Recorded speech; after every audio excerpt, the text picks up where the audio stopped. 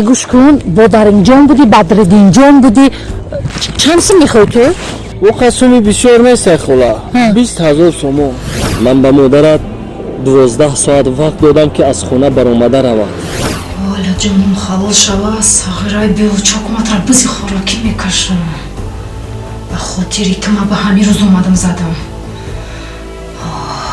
وقتی که گذشتی خورد بودم مادر ماندم بازو بوتانه موینده ماندم بازو بوتانه موینده бекор ҳастӣ аз беплӣ танқисӣ мекашӣ пас зиқ нашавем бонувони азиз рақамҳое ки дар зер гузоштаам барои шумо ҷойи кор пайдо сохтаам ҳамарӯза метавонӣ аз 200 сомонӣ дар давоми мо то 10,000 сомонӣ ба даст биёрӣ. من همه این چیزها رو دارم. شما تنها مادرم رو ببخشید.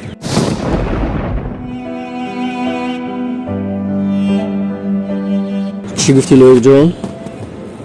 مادرم رو ببخشید. مادرت رو ببخشم؟ این مسئولیت لویق جان در خانه میکنیم. خوب؟ مالش پدر جون. گوش کن بادرنجان بودی بدردینجان بودی چند سو میخوای تو؟ او خصومی بسیار نیست خولا 20,000 سومو.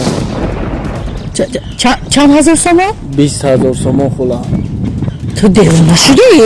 من این 20,000 سومون از کجا میارم؟ خولا ما گفتم که 20,000 سومو.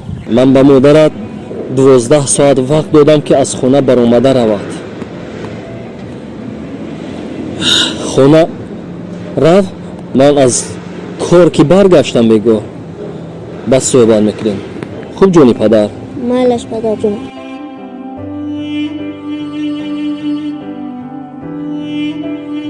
خوب راه پولی داری ها؟ آه پدر جون. مال خوب لویق جان. گوش کن سوما می پرتوی ما صفصتوی تو در کار ندارم. سوما در تلفن ما می پرتوی شدم ده بعد من ویدیو رو دالید میکنم. گوش کن یک تلفن دارم همین نمیشه همه چیزش کار میکنم نپ 2800 سومو خریدم همه چیاش کار میکنه وایبر واتساپ ایمو چیزی که خوی همش کار میکنه صورت گیرکش هم کار میکنه همین نمیشه گیری خولا این تلفن ها در کار نیست. من سوما گفتم پرتو خولا سوما. مال خب 20,000 ندارم یک نیمش گذارم نمیشه بعد موندگیش بو میپردم پرتو خولا پرتو بو میبینیم امروز شبا مسئولیت میکنیم. مال من خودی همین روز کارتات میگذارم من جد میکنم. مال فراموش نکن خولا نگذاروندی حتما من فروخ تا چیزا رو میپردم. مال الان بخدا مال مادرم رو ببخشید. اون مادری که تو رو غم داد اشک چشمانت رو ریخت نگذاشت که یک لحظه شاد باشی. تو اومده ای که او را من ببخشم. فکر میکنم تکی کاسه نیم کاسه وجود دارد.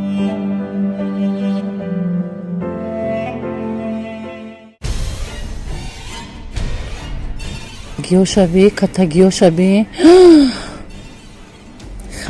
چی لوچ با خاطر فرزند چی کار کنم دیگر میگه من 20,000 از کجا میارم 20,000 سومه این بادرنگ بود این بدردین بود این کدو بود این چی بود از کجا پیدا شد من نمیدونم. یک کیلوش میریم یک کیلوش میریم. ای خولا جون ای مهری در دل جون مادا فقط خولا سموی تو در کو. این فکر کرده که دختر 18 ساله ما کفوی میداون ولی تو سمو مادا بگذارون انا بعد نگاه که چخی دختر کوی 18 ساله کفوی ما میداون خولا نه کلاش کار کرده او خانه خیلی میریم سم اجداد میکنیم.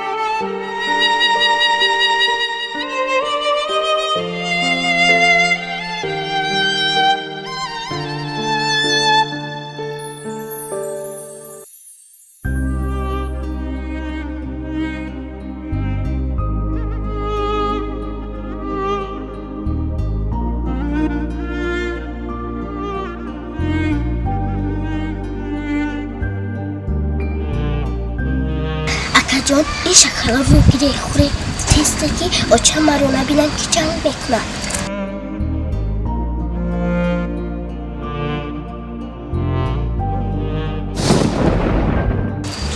بله خواهر جان تو رو مادرم جنگ میکنه این دزدی کاری خوب نیست این رو از کجایی که گرفتی برده در جایش ما یا خدایا با حرمتی پاکیت من را از این مشکلاتی که روبرو هستم بیرون آر خدایا با دل هر یک بنده‌ات رحم و شفقت عطا فرما فرزندی مرا که در این بهتان و در این سرسانی و سرگردانی هست با دلش باز صبر ده با حرمتی پاکیت رحم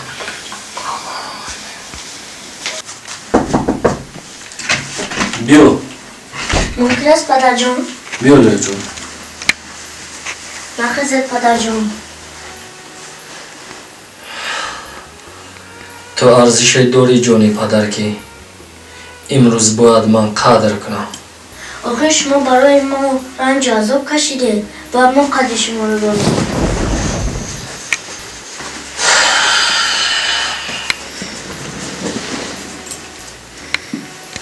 این همه رنج و عذاب ها میگذرد جانی پدر زمان نیز می آید که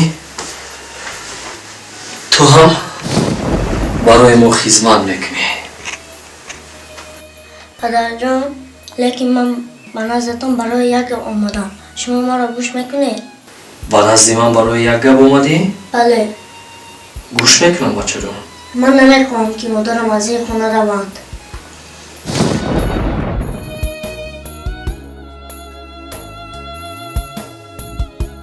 مادرم مرا خیلی دوست میدارن سر و لباسم رو میشوین خوراکم میدین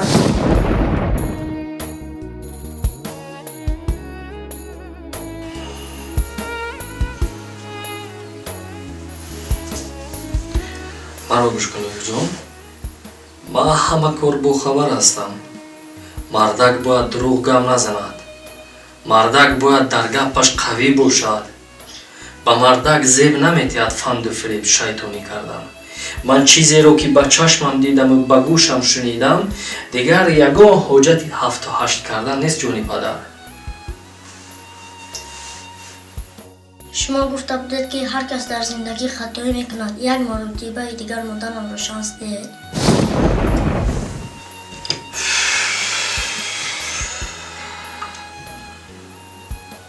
گوش کن من در این دوره یک بار فکر میکنم بعد از اون با یک خلاصه می اویم با تو خبر میکنم خوب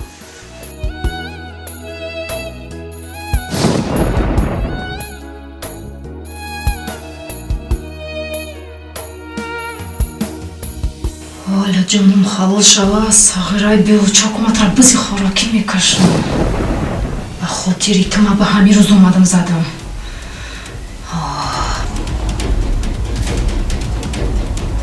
فاروق با فکرم که گپی صغیرش گوش میکنه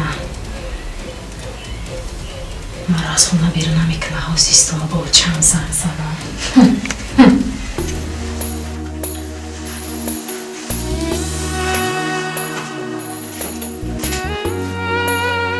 تو چه خیلی مردی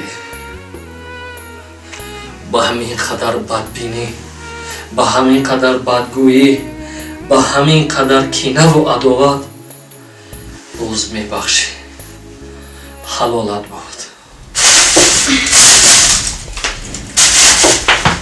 مادر جان لبه بچه جان پدرم پیدا خب بس بیا چی میفته باشد مونده همی زندگیش